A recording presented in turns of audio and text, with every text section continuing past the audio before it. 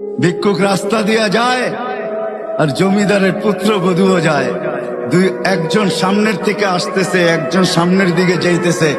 দুইজনের ক্রসিং এর সময় ভিক্ষুকের গায়ের কাদা জমিদারের পুত্রবধূর গায়ে লেগে গেছে। সে দুনিয়া আন্ধার করে ফেলছে, স্বামীকে ডাইকা নিয়ে আসছে, বলছে ভিক্ষুক আমার কাপড় নষ্ট করে দিছে। সে শুধু ভিক্ষুক ছিল না, বৃদ্ধ ছিল।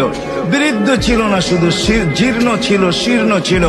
শরীরে কাপড় ছিল না, ফাটা চিরা কাপড় ছিল। পায়ে জুতা ছিল না, পেটে ভাত ছিল না। জমিদারের পুত্র সইতে পারে নাই, যৌবনী শক্তি সয় তো সয় কি কইরা। তার স্ত্রীর গায়ে ভিক্ষুকের কাদা, বস সমগ্র শক্তিকে হাতে জমা করা, একত্র করা বৃদ্ধের গালে বসায়। বৃদ্ধ কিচ্ছু বলে নাই, শুধু উপরের দিকে তাকায় দুই তিনটা শব্দ উচ্চারণ করছেন। শব্দগুলা হলো ইয়া মাল্লাহ, তারা হলো ওয়ুন, ও আল্লাহ চোখে দেখা যায় না। ও তারা কুল্লা শাই, তুই সব দেখিস।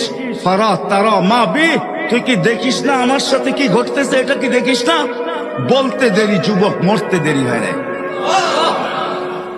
জমিদার চলে আসছে, প্রতিশোধ নিবে। বৃদ্ধের একদিকে মুস্কি হাসি, একদিকে বলতেছে প্রেমের খেলা এমনই হয়। জিজ্ঞাসা করছে কিসের প্রেমের খেলা রে? বলছে ওর প্রেমিকার গায়ে আমার কাদা লাগছে, পায়ের